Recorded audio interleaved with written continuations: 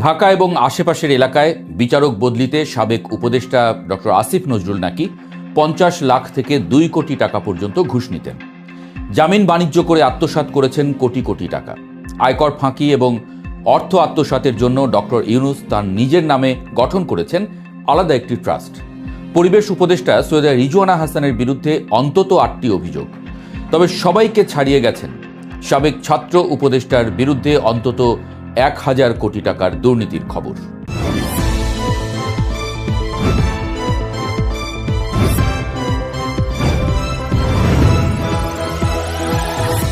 এমন সব তাক লাগানো অভিযোগ জমা পড়েছে দুর্নীতি দমন কমিশনে। একটি দুটি নয়, শত শত। এসব খবর আবার উঠে এসেছে দেশের প্রধান প্রধান গণমাধ্যমেও, অর্থাৎ কান না দিয়েও উপায় নেই। প্রশ্ন উঠেছে, আসলেই কি এই সব সাবেক উপদেষ্টারা এমন অপকর্ম করেছেন, নাকি অন্য কোনো কারণ আছে পেছনে? অন্তর্বর্তীকালীন সরকারের বিদায়ের রেশ কাটতে না কাটতেই যেন দেশের রাজনৈতিক ও প্রশাসনিক অঙ্গনে শুরু হয়েছে আর এক নতুন ঝড়। ডক্টর মোহাম্মদ ইউনূসের নেতৃত্বে পরিচালিত সদ্য বিদায়ী সরকারের উপদেষ্টাদের বিরুদ্ধে এখন দুর্নীতির অভিযোগের পাহাড় জমছে দুর্নীতি দমন কমিশনে। ক্ষমতা ছাড়ার মাত্র এক সপ্তাহের মাথায় এমন শত শত লিখিত অভিযোগ জমা পড়ার ঘটনা দেশের ইতিহাসে বিরল।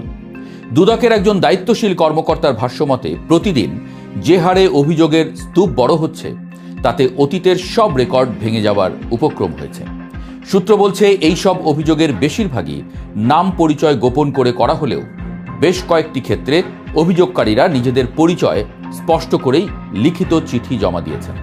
আর এই অভিযোগগুলোর ধরন ও পরিধি এতটাই ব্যাপক যে তা রীতিমতো দেশের সচেতন মহলকে হতবাক করে দিয়েছে।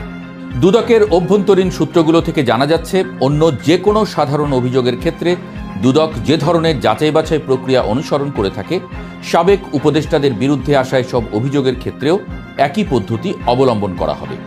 তবে অভিযোগের তীর যাদের দিকে, তাদের রাজনৈতিক ও সামাজিক অবস্থান বিবেচনায় এই তদন্ত প্রক্রিয়া যে বেশ স্পর্শকাতর হবে তা বলাই বাহুল্য। বিশেষ করে সাবেক প্রধান উপদেষ্টা, নোবেলজয়ী অর্থনীতিবিদ ডক্টর মোহাম্মদ ইউনূস সহ প্রায় সব হেভিওয়েট উপদেষ্টার নামেই যখন দুর্নীতির তকমা লাগছে, তখন পুরো বিষয়টি নিয়ে জনমনে তৈরি হয়েছে তীব্র কৌতূহল। সাবেক প্রধান উপদেষ্টা ডক্টর মোহাম্মদ ইউনূসের বিরুদ্ধে জমা হওয়া অভিযোগগুলোর তালিকা বেশ দীর্ঘ। এর মধ্যে সবচেয়ে বেশি আলোচনা তৈরি করেছে গ্রামীণ টেলিকম ও গ্রামীণ কল্যাণের অর্থ সংক্রান্ত বিষয়গুলো। গ্রামীণ ব্যাংকেরই কয়েকজন কর্মকর্তার বরাত দিয়ে করা এসব অভিযোগে বলা হয়েছে, ডক্টর ইউনূস কিভাবে নিজের নামে একটি ট্রাস্ট গঠন করে বিপুল পরিমাণ অর্থ আত্মসাৎ করেছেন তার বিস্তারিত বিবরণ